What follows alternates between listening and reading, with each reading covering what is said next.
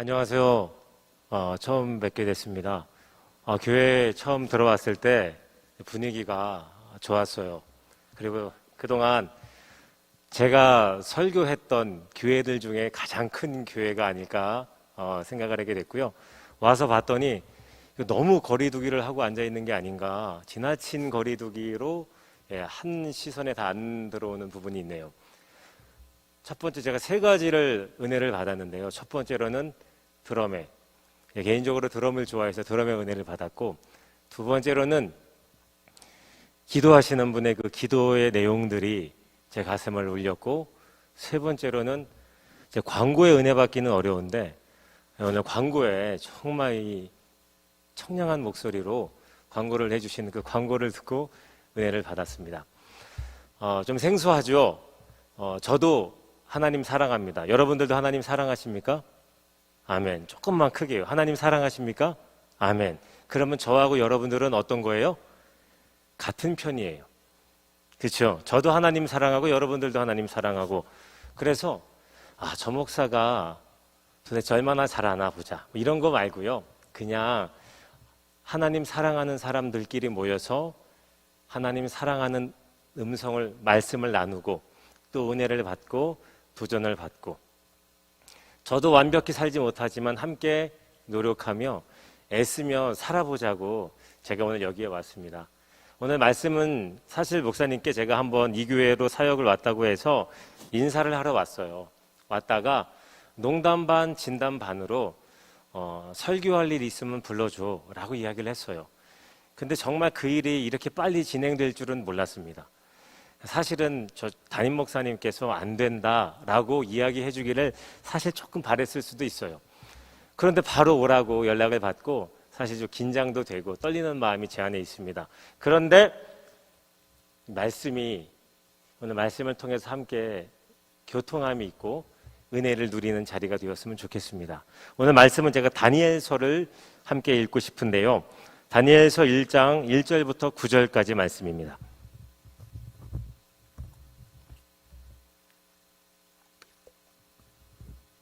네, 우리 다니엘서 1장 1절부터 9절까지 말씀을 우리 교독하며 읽어보려고 합니다. 준비되셨습니까? 네, 우리 한 절씩, 제가 먼저 1절을 읽고요. 돌아가면서 교독하도록 하겠습니다. 유다 왕 여호야김이 다스린 지 3년이 되는 해, 바벨론 왕 느부갓네살이 예루살렘에 이르러 성을 에워쌌더니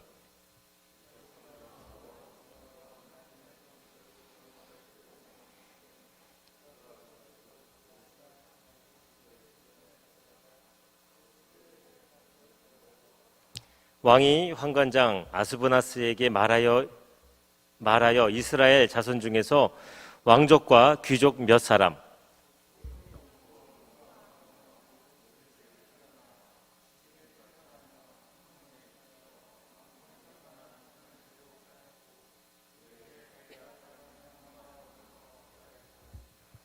또 왕이 지정하여 그들에게 왕의 음식과 그가 마시는 포도주에서 날마다 쓸 것을 주어 3년을 기르게 하였으니 그 후에 그들은 왕 앞에 서게 될 것이더라.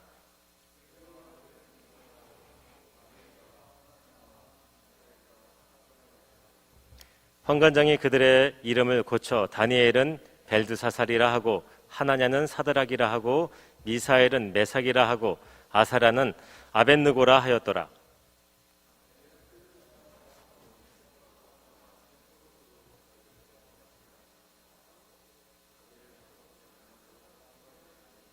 우리 9절 함께 읽고 아멘 하겠습니다. 하나님의 다니엘로 하여금 환관장에게 은혜와 긍휼을 얻게 하신지라. 아멘. 오늘 우리가 함께 읽은 이 다니엘이라는 사람, 이 사람은 객관적으로 질문을 한번 드려볼게요. 신앙생활을 잘하는 사람이었을까요? 잘못하는 사람입니까? 어떻게 평가하고 계십니까?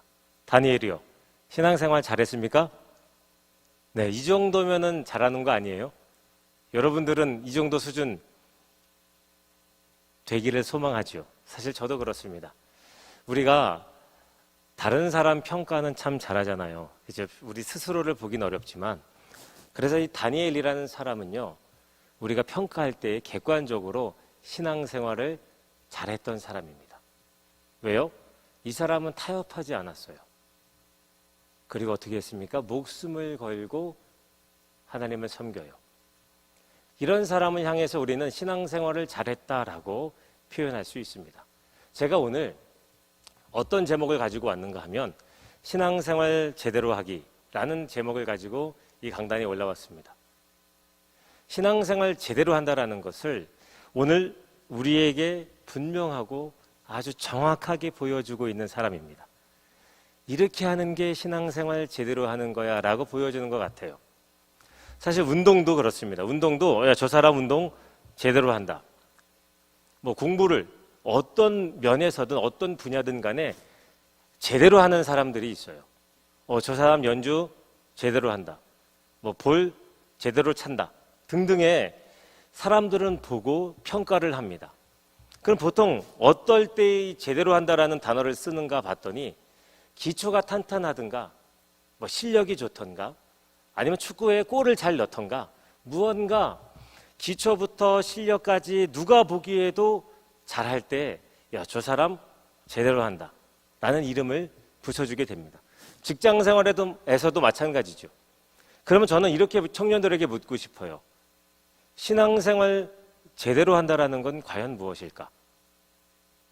신앙생활을 제대로 한다라는 건 뭘까요? 어떻게 생각하십니까? 이 질문해도 되나요? 다른 데 보는 분들 이거 좀 초등학교 수준이긴 한데 저를 한번 보시고요. 제가 나쁜 사람 아닙니다. 네, 물거나 해치지 않으니까요.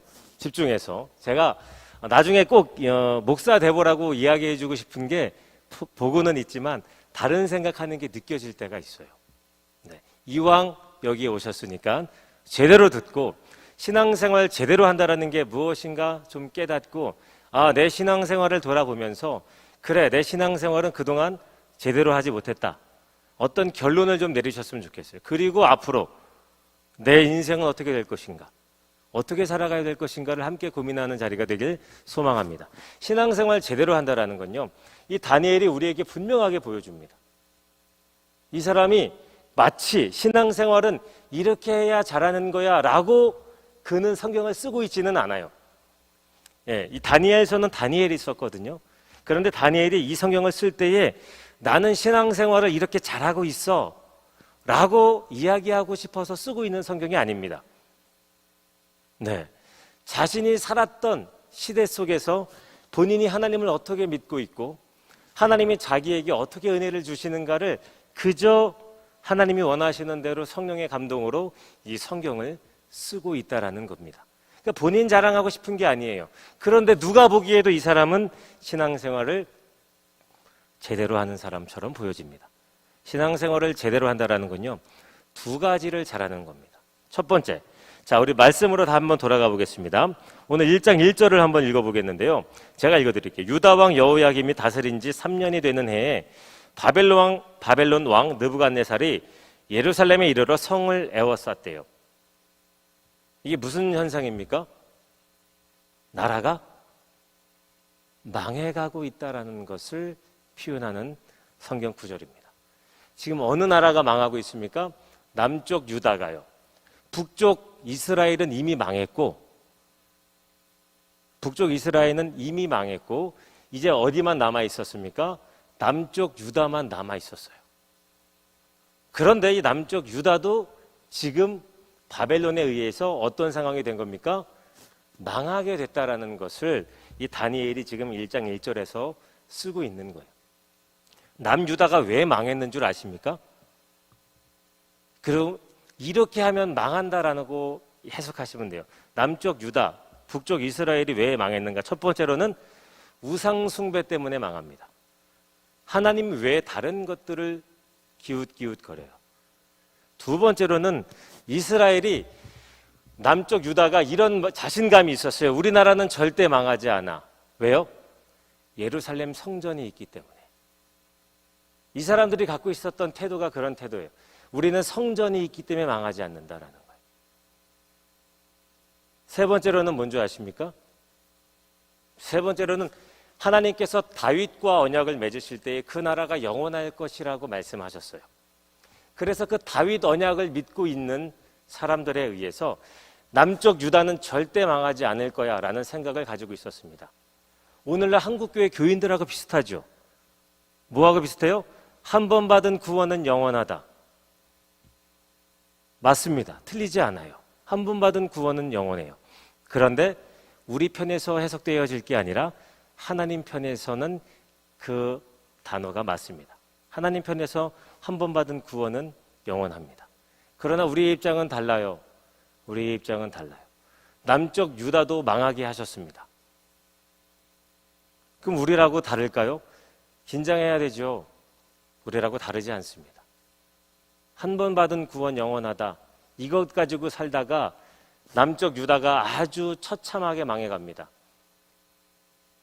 그런 와중에 이 다니엘이라는 사람이 이제 2절을 주목해서 읽어보셨으면 좋겠어요. 2절 같이 한번 읽겠습니다. 시작. 주께서 유다 왕 여호야김과 하나님의 전 그릇 얼마를 그의 손에 넘기심에 그가 그것을 가지고 신할 땅 자기 신들의 신전에 가져다가 그 신들의 보물창고에 두었더라. 저는 개인적으로 청년들에게 이렇게 권면하고 싶습니다. 성경책을 가지고 다니시는 게 좋아요. 직접 성경을 찾아보실 것을 권해드려요. 이거 오늘 안 펴면 언제 피시려고요? 주중에 성경을 핀다라는 것은 실제적으로 불가능한 일입니다. 그럼에도 불구하고 우리가 너무 편한 나머지 아니면 핸드폰을 찾으셔도 좋고요. 다만 핸드폰을 찾으실 때에 카톡이 와도 안 볼 자신이 있는 사람들, 나는 오늘 카톡을 보지 않겠다. 예배 시간에 카톡이 와도 이런 자신이 있는 사람은 핸드폰을 보아도 좋습니다. 그게 쉽지 않으실 거예요. 성경책을 갖고 다니시면서 도대체 무슨 말씀이 쓰여져 있는가? 우리의 선배들은 이것 가지고 생명 걸고 지켜왔습니다. 자, 이 다니엘이 첫 번째 신앙생활 제대로 한다라는 것을 분명하게 보여주고 있는 2절. 2절이 뭐예요? 지금 이 다니엘의 눈으로 이 세상을 바라보길 원합니다. 다니엘이 세상을 어떻게 바라보는가 보세요. 2절을 띄울 수 있으면 한번 띄워주시겠어요? 2절. 자, 제가 질문을 드려볼게요. 이 제 질문에 이 구절을 대입하셔서 대답을 한번 해보세요. 바벨론에게 승리를 주신 분이 누구십니까? 지금 바벨론이 이겼다는 얘기거든요. 이 얘기가. 어려우세요? 자, 다시 한번요. 이렇게 무겁기를 원한 건 아닌데 제가 너무 무겁나요? 자, 보세요. 구절을 보세요. 주께서 유다 왕 여호야김과 하나님의 전 그릇 얼마를 그의 손에 넘기심에. 여기까지만 읽을게요. 바벨론에게 승리를 주신 분이 누구십니까? 누가? 주께서. 이해가 되셨어요? 다시 한번 질문할게요. 저 본문을 보시고 다니엘에게 승리를 주신 분이 누구십니까? 주께서. 이해가 되셨어요? 이게 누구의 시선이에요? 다니엘의 시선이에요. 다니엘이 세상을 바라보는 시선. 바벨론에게 하나님께서 뭘 주셨다는 겁니까? 승리하게끔 허락하셨다라는 거예요. 이해가 되세요? 또 다시 질문해 보겠습니다. 성전의 성물들을 느부갓네살에게 넘기신 분이 누구십니까? 주님이 그렇게 하셨다라는 거예요. 세 번째로는 그 성물들을 신할 땅 자기 신전에 가져다가 그들의 신들의 보물 창고에 두도록 허락하신 분이 누굽니까? 답은 동일합니다. 누가 그렇게 하셨어요? 주께서요. 나라가 망했습니다. 그런데 다니엘이 보는 나라가 망한 시선이 누가 이렇게 하셨다라는 겁니까? 주님께서 이렇게 하셨다라는 거예요. 그럼 이 사람은 어떤 사람인 겁니까? 바로 하나님 주권을 믿고 있었던 사람. 하나님 유일신을 제대로 알고 있었던 사람. 상황은 지금 바벨론 포로로 잡혀온 자기의 상황이 있지만 그러나 나라가 망했지만 다니엘은 이 상황을 분명하게 바라보고 있습니다. 이렇게 허락하신 이가 주님이시다. 주님께서 허락하셨기 때문에 이런 일들이 일어났다. 이해가 되세요? 이게 신앙생활 제대로 하는 거예요. 첫 번째는 뭐예요? 하나님만 믿겠다라는 겁니다. 모든 상황을 하나님의 눈으로 바라보겠다라는 거예요. 여러분, 하나님 믿으십니까? 그 믿음을 뭐라고 정의하고 계세요?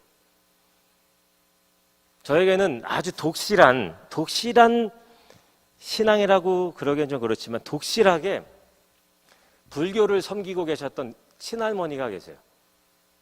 목사인 저에게는 사명감이었죠. 그 할머니를 찾아갈 때마다 할머니 예수 믿으셔야죠. 그럴 때마다 할머니께서 저에게 이렇게 말씀하셨습니다. 지환아, 너는 네가 믿는 거 열심히 믿고 나는 내가 믿는 거 열심히 믿으련다. 무슨 얘기인 줄 아세요? 불교에도 믿음이 있어요, 없어요? 불교에도 믿음이 있어요. 기독교에도 믿음도 있고요. 기독교에도 믿음이 있고 또 어디요? 가톨릭에도 믿음이 있어요. 여러분들이 알고 있는 모든 이단들도 믿음이 있습니다. 그럼 믿음을 구별되게 만들어지는 게 뭘까요? 그들이 믿는 것과 우리가 믿는 게 다르다라고 표현할 때 무엇을 가지고 다르다라고 이야기할 수 있을까요? 바로 대상입니다. 대상이 달라요. 그들이 믿는 신들과 우리가 믿는 신의 대상이 다릅니다. 믿음은 이런 거죠. 대상에 대한 나의 확신. 여러분들은 하나님에 대한 확신을 가지고 계십니까? 있었으면 좋겠어요. 신앙생활을 제대로 한다는 건 오늘 다니엘이 우리에게 분명히 보여줍니다. 세상에 일어나는 일들이 우연이라고 생각하지 않아요. 정확히 보고 있습니다. 하나님께서 허락하셨기 때문에 우리나라는 망했다. 하나님께서 이것들을 다 그들의 손에 넘겨주셨다. 이게 하나님 주권 사상이죠. 하나님 유일신. 나는 하나님만 섬겨. 이게 바로 신앙생활 제대로 하는 사람들이 가져야 될 태도입니다. 어디 가서 신앙생활 제대로 한다라는 이야기 듣고 싶으시다면 또 들어야 된다면 반드시 들으셔야 합니다. 그러시려면 내 인생에 하나님 주권, 하나님이 최고다, 하나님이 먼저다, 하나님 자랑하며 살아가셔야 돼요. 여러분들의 인생에서 일어나는 모든 일들이 그냥 일어나는 일은 제가 배운 학교에서는 없다라고 배웠습니다. 하나님의 계획 안에서. 오늘 다니엘이 보고 있는 것처럼 말이죠. 사랑하는 한신교회, 주 안에서 사랑하는 한신교회 청년들이요. 이왕 신앙생활 하는 거 제대로 하자고요. 제대로 하는 것 하나님 전부. 어렵습니까? 하나님이 최고, 하나님이 먼저. 하나님 주권을 인정하며 신앙생활을 하는 거예요. 이게 신앙생활 제대로 하는 것을 보여줄 수 있는 유일한 방법입니다. 두 번째로 넘어가도록 하겠습니다. 그러면 신앙생활을 제대로 한다라는 것 두 번째는 무엇일까요? 오늘 이 다니엘이요. 성경을 쭉 내려가다 보면 이제 포로로 잡혀갔습니다. 그리고 그들의 학문들을 배워요. 다 공부하고 다 그들로 하여금 이제 가르치는 일들을 하게 되죠. 열심히 배웠습니다. 그런데 다니엘이 본인의 신앙으로 받아들일 수 없는 것이 있었어요. 그게 무엇인가 하면 그들이 주는 음식을 먹는 거였습니다. 그것은 내가 먹을 수 없겠다라는 거죠. 니네들이 가르쳐주는 공부는 내가 배울 수 있어. 자, 그래서 포로로 잡혀갔지만 할 수 있는 가능한 것이 있었고 가능하지 않은 것이 있었습니다. 가능한 것은 뭐예요? 그들의 학문을 배우는 겁니다. 그리고 꿈을 해석하는 것이고요. 나중에 1장을 넘겨서 17절을 보면 제가 읽어드릴게요. 하나님이 이 네 소년에게 학문을 주시고 모든 서적을 깨닫게 하시고 지혜를 주셨으니 다니엘은 모든 환상과 꿈을 깨달았다. 이건 뭐예요? 그들이 배워서 얻은 것들입니다. 이 되는 게 있었어요. 포로로 잡혀가서 그들에게 허락한 것이 있었습니다. 가능한 것. 그런데 가능하지 않은 것이 있었던 거죠. 그게 뭡니까? 그들의 상에서 차려졌던 왕의 음식들을 먹을 수는 없었던 겁니다. 두 번째로는 신앙생활 제대로 한다는 건 첫 번째로는 아까 뭐라 그랬죠? 하나님 유일신. 하나님만이 최고다. 나는 하나님만 믿는다. 두 번째로는 하나님의 말씀이 자신의 삶을 통해서 열매를 맺어야 돼요. 이게 두 번째입니다. 신앙생활 제대로 한다. 첫 번째는 하나님 요일신, 두 번째는 열매. 열매가 있어야죠, 열매. 내가 하나님을 그렇게 좋아하고 하나님을 사랑한다면 그에 마땅한 열매를 맺고 살아가는 것은 당연합니다. 허락한 것은 다 배우고, 그러나 안 되는 것에서 뭘 합니까? 노라고 이야기를 해요. 왜냐하면 그 시대의 음식들은 바벨론 땅에서 섬기고 있던 신들에게 바쳐졌던 음식들이었기 때문에 그거를 먹을 수 없었어요. 먹고 싶지 않았어요. 왜요? 하나님의 말씀이 허락하고 있지 않기 때문에 그렇습니다. 제가 그래서 혹시 출애굽기 말씀을 좀 부탁을 드렸는데, 출애굽기 34장 14절부터 16절까지의 말씀을 보겠습니다. 네, 한번 읽어볼까요? 같이 읽겠습니다. 시작. 너는 다른 신에게 절하지 말라. 여호와는 질투라. 이름하는 질투의 하나님임이라. 다음 절이요. 여기 있고 아멘 할게요.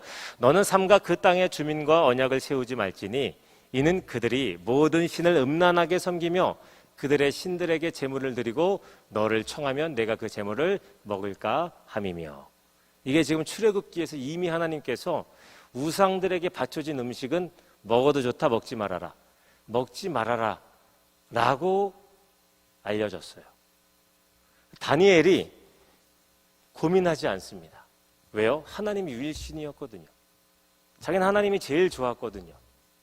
그래서 모든 것들을 하나님의 시선으로 평가했고 바라보았습니다. 두 번째, 바로 이 부분에서 이 사람이 걸리는 거예요. 이 음식을 먹는 건 하나님의 말씀에 이미 뭐가 되어 있어요? 안 된다라고 되어 있기 때문에 이 사람은 먹고 싶지 않았던 겁니다. 그래서 먹지 않아요. 나는 먹고 싶지 않습니다 라고 성경 본문에는 뭐라고 나오냐 하면은 그가 뜻을 정했다. 자, 우리 8절입니다. 8절 제가 한번 읽어볼게요. 다니엘은 뜻을 정하여 왕의 음식과 그가 마시는 포도주로 자기를 더럽히지 아니하리라 하고 자기를 더럽히지 아니하도록 환관장에게 구했다라고 다니엘은 말하고 있습니다. 다니엘은 지금 결정을 해야 됐어요. 배워야 될 것들은 배워야 했고 안 되는 것에서 노를 했어야 했습니다. 여러분들 같으면 어떻게 하시겠습니까? 고민되는 부분이에요. 여러분들의 삶의 현장에서 분명히 있을 법한 일이거든요. 내 신앙 생활에서 이거는 하나님이 오케이라고 하신 적이 없어요. 해도 좋다. 근데 위에서 이 일을 하라고 지시가 내려왔어요. 그럼 다니엘은 타협하기 딱 좋은 상황이죠. 뭐라고 타협하면 되겠습니까? 하나님, 나라가 망했어요. 저는 포로로 잡혀왔잖아요. 그러면 어떻게 해요? 저에겐 힘이 없어요. 이 나라가 하라는 대로 해야 될 것 같아요. 라고 뭘 할 수 있어요? 저희가 잘하는 거 있잖아요. 하나님을 설득하는 거죠. 우리는 하나님을 설득을 그렇게 잘해요. 하나님, 세상도 다 이렇게 살아요. 저 하나 이렇게 산다고 크게 달라질 것 있겠습니까?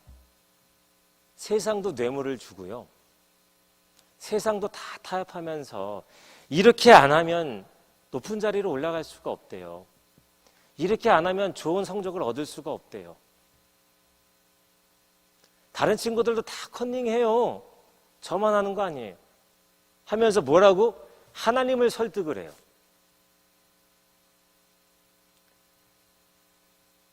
이런 태도는 성경이 권하고 있거나 신앙생활 제대로 하는 태도가 아니죠. 오늘 이 다니엘 뭐라고 얘기해요? 나는 내 몸을 더럽히지 않겠어. 그래서 결정을 딱 내렸습니다. 뜻을 정했어요. 뜻을 정하다라는 게 의미가 뭐냐면요, 더 좋은 가치를 잡기 위해서 다른 것들은 내려놓겠다라는 의미입니다. 가장 좋은 가치를 뭐라고 여겼어요? 나는 내 몸을 더럽히지 않겠다. 여러분들도 아실 겁니다. 여러분들의 몸이 언제 더럽혀지는지, 그렇죠? 저도 제가 언제 제일 더럽혀지는지 저도 알아요. 제 몸이. 다른 사람은 몰라도 여러분 스스로는 알 겁니다. 여러분들이나 저나 결단을 해야 돼요.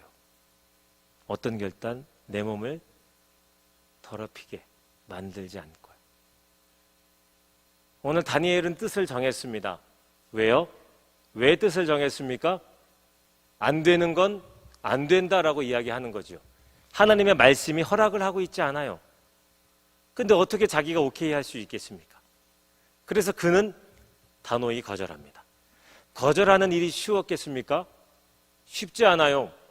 왜냐하면 황관장이 이렇게 이야기해요. 그 다음 절을 보시면 나오는데 황관장이 이렇게, 야, 이렇게 하다가 걸리면 내 목숨도 날아가. 나만 날아가는 게 아니고 너도 죽게 돼. 라고 황관장이 다니엘에게 이야기합니다. 그러니까 뭐예요? 둘 다 목숨을 걸었어요. 황관장에게 은혜를 입었다라고, 하나님의 은혜로 말미암아 은혜를 입었다라고 표현합니다. 다니엘은요. 다니엘은 지금 자신의 결정이 어떤 결정이에요? 목숨을 걸었어요. 여러분 목숨 걸어본 적 있어요? 하나님을 위해서? 그분의 말씀이 내 안에서 이루어지기 위해서. 이 사람이 목숨을 걸었어요. 죽어도 좋다라는 거예요. 죽어도 좋다. 그랬더니 결국 죽었습니까? 살았습니까? 살았죠. 근데 그가 죽었다고 하나님을 원망할 사람인가? 또 그것도 아니에요. 죽으면 아마 기쁨으로 죽음을 선택했을 사람입니다. 이게 어떤 사람이에요? 신앙생활 제대로 하는 사람이에요. 사랑하는 청년들이요. 청년의 때에 하나님을 바로 알라. 전도서 말씀에 나옵니다. 청년의 때에 하나님 정확히 아셔야 돼요. 그래야 제대로 사는 거예요. 제대로 사는 것 아까 두 가지로 요약해 드렸습니다. 첫 번째로는 뭐예요? 하나님 최고다. 하나님 유일신이다. 두 번째로는 뭐예요? 나는 내 삶에서 그분의 말씀이 열매를 맺어야 된다. 이 두 가지가 신앙생활 제대로 하는 거예요. 2022년도가 시작됐습니다. 그리고 어느덧 3월 마지막 주가 됐어요. 저나 여러분들이랑 똑같이 도전받아야 될 것. 저는 신앙생활 제대로 하는, 목회 제대로 하는 목사가 되어야겠죠. 여러분들은요? 저만 그렇게 하면 되겠습니까? 아니죠. 청년의 때에 신앙생활 제대로 하셔야죠. 하나님 한 분만 섬기면서 그 말씀이 내 삶을 통해서 이루어질 수 있도록 말입니다. 제가 오늘 이 본문을 보면서 저에게 늘 제가 스스로에게 궁금한 점이 생겼어요. 다니엘 신앙생활 잘하는 사람이에요? 잘못하는 사람이에요? 한번 평가해 보세요. 잘하죠? 고개라도 이제 대답하기 좀 그렇다. 나는 네가 질문하는 거에 대답하지 않겠다. 좋습니다. 그럼 고개라도 이렇게. 신앙생활 잘합니까? 잘못합니까? 잘하죠? 네, 잘합니다. 감사합니다. 잘하는 사람이었어요. 그런데 왜 이렇게 두셨을까가 제게 질문이었습니다. 여러분들은, 저는 이렇게 생각해요. 내가 신앙생활을 잘하면 승승장구해야 돼. 어려운 일은 없어야 돼. 모든 문제가 잘 풀려나가야 돼. 그렇죠? 그게 신앙생활 잘하는 사람들이 가지고 있는 시나리오입니다. 내가 신앙생활을 이렇게 하면 하나님께서 이렇게 해주시겠지? 다음 길은 이렇게 될 거야. 다음에 나는 승진하겠지. 내 월급은 오르겠지. 뭐 여러 가지 상상력을 동원합니다. 그렇다면요, 다니엘은 달랐어요. 다니엘 신앙 좋다고 우리가 모두 다 끄덕끄덕 했습니다. 이 사람 신앙생활 잘했어요. 그렇다면 하나님께서 방법을 쓰셨어야죠. 어떻게 해요? 바벨론 포로로 잡혀가기 전날 밤쯤 하나님이 다니엘에게 나타나셨어야죠. 뭐라고? 내일 이 시간쯤에 바벨론이 쳐들어올 거야. 너는 짐을 싸서 빨리 어떻게? 대피해야지. 도망가. 이 사람은 저는 남쪽 유다 때부터 신앙생활 잘했던 사람이라고 생각해요. 바벨론 땅에 와서 갑자기 잘해진 게 아니라. 그럼 하나님이 방법을 만들어 주셔야 되는 거 아니에요? 이 정도 신앙생활 잘하는 사람이라면 미리 빼줘야 되는 거 아닙니까? 그게 우리가, 저와 여러분들이 원하고 있는 거 아니에요? 신앙생활 이렇게 하면 하나님이 이렇게 해주셔야지. 근데 정반대의 일이 일어났어요. 신앙생활 열심히 했어. 믿음 열심히 지켰어. 근데 어떻게 된 거예요? 바벨론 포로로 잡혀왔습니다. 학자들의 이 책들을 보면요, 그 시대의 포로는 바로 저걸 해야 된다. 거세를 했어야 됐다. 예, 왕궁에 잡혀오려면 그 사람들은 거세를 당해야만 됐다라는 글들이 있습니다. 근데 비참한 거죠. 거세도 당해서 지금 이 사람은 여기에 포로로 잡혀왔던 다니엘. 얼마나 안타깝습니까? 근데 다니엘에서 1장 1절부터 끝까지 한번 보세요. 어디에 다니엘이 상황을 원망했던가? 내 인생 왜 이래? 어쩌다가 내가 포로로 잡혀와서 이 땅에서 내가 이런 인생을 살아야 되나? 그랬던가요? 왜 내 어머니 아버지는 이런 엄마 아빠를 만나서 내 인생은 왜 이렇게 되어져야 되는가? 뭐 이런 평가 말이죠. 왜 나는? 이 사람은요, 남 탓하지 않아요. 상황 탓하지 않아요. 환경 탓하지 않습니다. 뭐예요? 그 자리에서 하나님의 나라를 만들어버려요. 자기가 하나님을 믿고 있다는 것과 하나님의 말씀을 자신의 몸으로 실천함으로 인해서 그 현장을 어느 장소로? 하나님이 함께 하시는 장소로 만들어버립니다. 상황 탓, 환경 탓, 부모 탓, 직장 탓, 뭐 친구 탓, 아무것도 하지 않아요. 그럼 하나님은 왜 이 사람을 여기에 그냥 두셨을까? 제가 고민했어요. 하나님, 왜 이 사람, 왜 다니엘을요 여기에 그냥 두고 계세요? 하나님이 제 마음속에 이런 마음을 주셨어요. 물론 이게 답이 분명한지는 잘 모르겠습니다. 보여주고 싶었어. 무엇을요? 바벨론 포로로 잡혀와도 목숨 걸고 신앙생활하고 있는 사람이 여기에 있다 라고 많은 사람들에게 보여주고 싶었어. 얼마나 신앙생활 제대로 해? 탓하지 않고, 불평하지 않고, 원망하지 않고, 그 자리에서 하나님을 섬기고 그 말씀을 열매 맺는 사람 보여주고 싶었어. 이스라엘 백성들아, 잘 봐봐. 니네 나라가 왜 망했는지를 잘 봐봐. 이런 사람이 없었던 거야. 하나님은 지금 세상의 중심에 다니엘을 세우셨습니다. 바벨론이라는 이방신을 섬기고 있었던 그 땅 중심에 다니엘을 세우셨어요. 왜요? 보여주고 싶으신 거거든요. 이렇게 신앙생활 열심히 하는 사람이 여기 있다. 여러분들이 있는 곳에 세우신 분이 하나님이세요. 왜일까요? 여기에서, 이런 환경에서 이렇게 하나님 믿고 있는 사람이 있어. 목숨 걸고 자신의 삶을 통해서 열매 맺고 싶은, 몸부림치는, 세상과 타협하지 않는 신앙생활 제대로 하고 싶어하는 사람이 여기에 있어 라고 보여주고 싶으셨던 하나님의 마음이 느껴지십니까? 저와 여러분들은 그런 사람들입니다. 신앙생활 제대로 하자고요. 하는 것도 아니고 안 하는 것도 아니게 미지근하게 하지 말고요. 믿을 거면 제대로 믿고, 아닐 거면 고쳐서 제대로 믿고 떠날 수는 없죠. 끝까지 포기하지 마십시오. 안 되더라도. 제가 지난주 목요일 날 셋째 딸이 태어났습니다. 그러니까 첫째 딸, 둘째 딸, 셋째 딸이 있는 거죠. 저희 큰 딸이 6살입니다. 저희 딸이 저한테 이런 얘기를 자주 해요. 아빠, 내가 저 차 사줄게. 그럼 제가, 아니 아빠, 저 차 말고 저 옆에 차, 벤틀리, 이렇게 얘기를 해줘요. 네. 그리고 자기 돈 2,000원을 가지고 옵니다. 아빠, 이거 차 사는데 보태. 이렇게 딱 줘요. 그럼 제가 너무 좋아요. 걔가 그런 얘기하면 제가, 야, 내가 진짜 너 꼭 사줘야 돼? 이렇게 봅니까? 아니에요. 세상 아버지들 그렇게 보는 사람 거의 없습니다. 여러분들도 여러분들의 사랑을 시도 때도 없이 하나님께 고백하세요. 그렇게 못 살 거 하나님이 아실까요? 모르실까요? 아세요. 그렇게 안 될 거 아세요. 그런데도 지금 그 고백을 받고 싶으신 거예요. 내가 하나님 사랑합니다.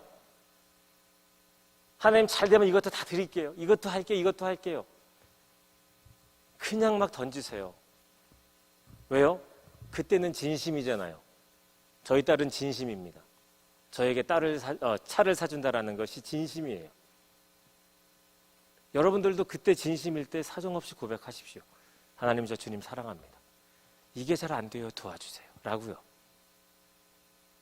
하나님은 아들까지 주셨습니다. 다 주시길 마음이 있으세요. 이제는 우리가 신앙생활 제대로 하면서 하나님 기쁘시게 해드리는 삶을 살았으면 좋겠어요. 제가 설교를 준비하면서 마지막에 이 찬양이 생각이 났습니다. 우리에게 소원이 하나 있네 라는 찬양인데요. 이 찬양하고요, 함께 기도하고 그리고 말씀 마치도록 하겠습니다. 여러분들에게는 어떤 소원이 있으십니까? 하나님을 향한 열정, 하나님을 향한 소망, 그런 소원들을 좀 마음에 가지셨으면 좋겠어요. 그리고 내가 신앙생활 제대로 한번 해보겠다 하는 생각으로 이 찬양을 통해서 여러분들의 결단을 하나님 앞에 보여주시기를 부탁드리겠습니다.